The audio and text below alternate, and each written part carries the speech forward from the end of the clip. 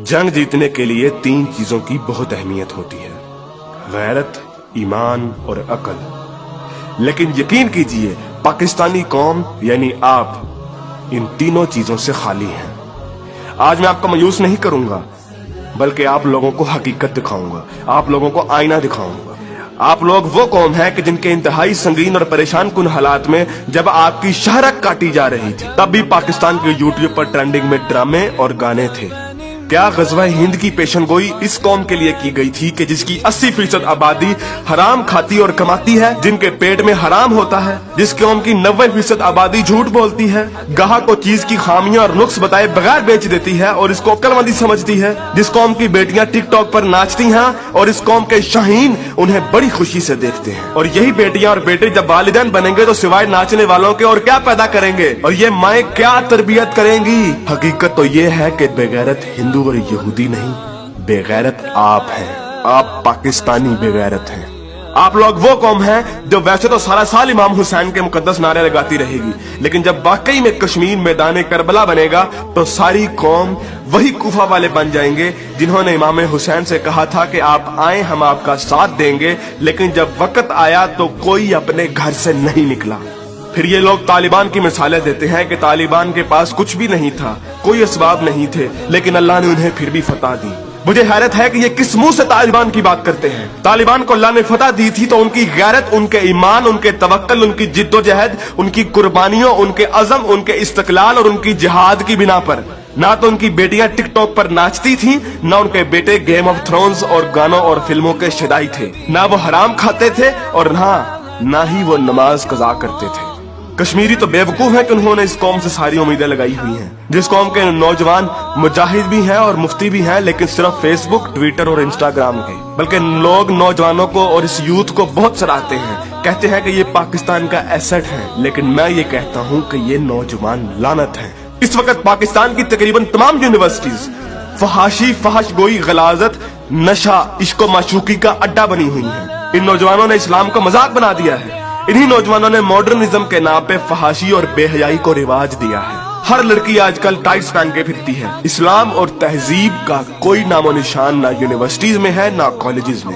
आज के लड़के गर्लफ्रेंड बनाने और लड़कियां बॉयफ्रेंड बनाने को फख्र समझती हैं। इन्हीं नौजवानों में चर्च और सिगरेट एक फैशन बन चुका है। हॉलीवुड के गाने और फिल्में और खुसूसी तौर पे नेटफ्लिक्स आज फैशन, मॉडर्न और पढ़े लिखे होने की अलामत है। और फितने सिर्फ शहरी इलाकों में ही नहीं, देहात में अक्सर मसाजिद खाली पड़ी रहती हैं। बमुश्किल किसी मस्जिद में एक सबसे ज्यादा नमाजी होते हैं। और झूठ, शरीकेबाजी, बदला और फसाद जितना देहात में होता है उतना तो शहरों में भी नहीं होता। अक्सर कॉलेजेस और यूनिवर्सिटीज के असातिज़ा फहश किस्म की जुगते लगाते हैं और बच्चों को बजाय अखलाकियात की तालीम देने के खुद बद अखलाकी की मिसाल बने होते हैं। और ऐसा क्यों ना हो, जब टीचर 45 मिनट पढ़ाने के पैसे ले लेता है लेकिन 20 मिनट पढ़ाता है और बाकी टाइम या तो मोबाइल पे गुजारता है या जुगतबाजी में या मजाक करने में, तो जब असातिज़ा तक के पेट में हराम की कमाई होगी तो वो क्या अखलाक सिखाएंगे। और सबसे बढ़कर हम जिन्स परस्ती और लौंडेबाजी पे पने हुए मजाक इस कदर आम हो चुके हैं, इस कदर आम हो चुके हैं कि सोशल मीडिया पर चलने वाले बिलावल भुट्टो और शेख रशीद की मीम्स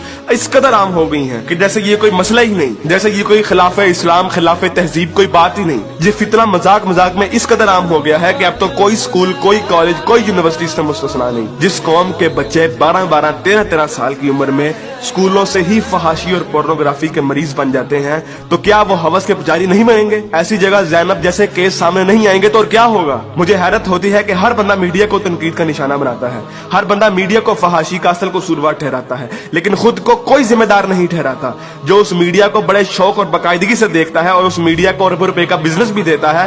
बल्कि टीवी और गाने तो इस कौम के लिए आज ऑक्सीजन बन गए हैं। आप अभी किसी नाई की दुकान पर चले जाएं, किसी दर्जी की दुकान पर चले जाएं, हत्ता कि किसी चिंची रक्षे को देख लें, सब जगह गाने और मुजरे चल रहे होंगे। तकरीबन हर बंदे के व्हाट्सएप के स्टेटस पर या तो कोई टिकटॉक की वीडियो या फिर गाने लगे होंगे। और सबसे बढ़कर बेशर्मी और हराम इस कौम में इस कदर सराहियत कर गया है कि अब तो नातों को भी म्यूजिक के बगैर नहीं सुनते, नातों तक के अंदर म्यूजिक लगा दिया गया है। हमारी कौम का तो मजदूर और गरीब बंदा भी उतना ही खबीस है कि जितना अमीर। हर बंदा हराम खाता और कमाता है, फर्क सिर्फ ये है कि कोई ज्यादा खाता है और कोई कम। मुझे बताइए कि कितने मजदूर और कितने गरीब लोग आप मस्जिद में देखते हैं? किसी बाजार में चले जाएं, मर्दों से कई गुना ज्यादा औरतें नजर आएंगी। औरत अब बाजार की जीनत बन चुकी है। इस इस्लामी मुआशरे में आज तक किसी को कुरान तर्जुमे से पढ़ने की तौफीक नहीं हुई। और अगर कोई पढ़ता है तो सिर्फ अपने मतलब के दलाइल ढूंढने के लिए। बरेलवी कुरान खोलते हैं तो ईद मिलादुन नबी को सही साबित करने के लिए। शिया कुरान खोलते हैं तो जुलूस और मातम को सही साबित करने के लिए। तबलीगी जमात वाले कुरान खोलते हैं तो सिर्फ तबलीग के दलाइल ढूंढने के लिए। औरतें कुरान खोलती हैं तो मर्दों को निगाहें नीची करने वाली आयत दिखाने के लिए, और मर्द कुरान खोलते हैं तो औरतों को पर्दा करने वाली आयत दिखाने के लिए। और बहुत सी अवाम तो ऐसी है कि जो सिर्फ और सिर्फ वजीफे करने के लिए कुरान खोलती है। यानी इन लोगों ने कुरान को अल्लाह की किताब नहीं बल्कि टेलीफोन डायरेक्टरी बना दिया है। अपने मतलब का नंबर निकाला और डायरेक्टरी बंद। उलमा भी इन लोगों को कुछ नहीं कहते हैं। हर जुम्मे पे उलमा सिर्फ फजाइल की बातें करते हैं, कभी लोगों को ये नहीं कहते कि बेगैरती से कैसे बचा जा सकता है, बदगुमानी से कैसे बचा जा सकता है, झूठ से और फ्रॉड से कैसे बचा जा सकता है। उलमा भी लोगों को नहीं कहते कि कुरान तर्जुमे के साथ पढ़ो और सुनो कि तुम्हारा रब तुम्हें क्या कहता है। और यकीन कीजिए कि जब आप कुरान तर्जुमे के साथ पढ़ेंगे तो आपको अंदाजा होगा कि एक बार सुभान अल्लाह या 100 बार कलमा पढ़ने से जन्नत नहीं मिलनी। अमल करना पड़ता है, अमल। लेकिन हमारे मीठे मीठे उलमा और मुबल्लिग सिर्फ और सिर्फ मोहब्बतें बांटने पर जन्नतों का वीजा दे देते हैं। जिस मुल्क में दुनिया में सबसे ज्यादा ईद मिलादुन नबी मनाई जाती हो, मुहर्रम के जुलूस निकलते हो, तबलीगी जमात वाले तबलीग करते हो, वही मुल्क दुनिया में करप्शन और झूठ और हराम कमाने में सबसे आगे है। तुम लोग कुर्बानी के लिए जानवर भी लेते हो तो सिर्फ लोगों को दिखाने के लिए, अपना स्टेटस कायम करने के लिए। यकीन कीजिए असल गद्दार आप हैं। कायद आजम अल्लामा इकबाल और 50 लाख शोहदा के लहू से गद्दारी की है आपने, पाकिस्तान से गद्दारी की है आपने, और सबसे बढ़कर अल्लाह और उसके रसूल से गद्दारी की है आपने। गज़वा उहद में जब सहाबा ने हुजूर अकरम सल्लल्लाहु अलैहि वसल्लम की एक छोटी सी नाफरमानी की थी तो उस छोटी सी नाफरमानी की बिना पर अल्लाह ने मुसलमानों को बहुत बड़ी शिकस्त दी। हालांकि वो सहाबा थे और अल्लाह के रसूल भी उनमें मौजूद थे।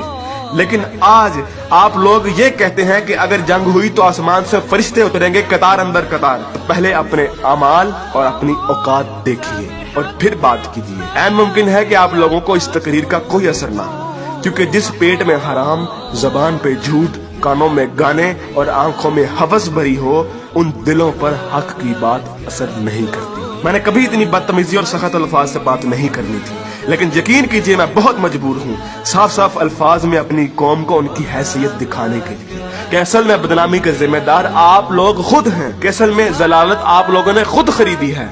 ना तो आप कुरान के मोमिन हैं, ना इकबाल के शाहीन।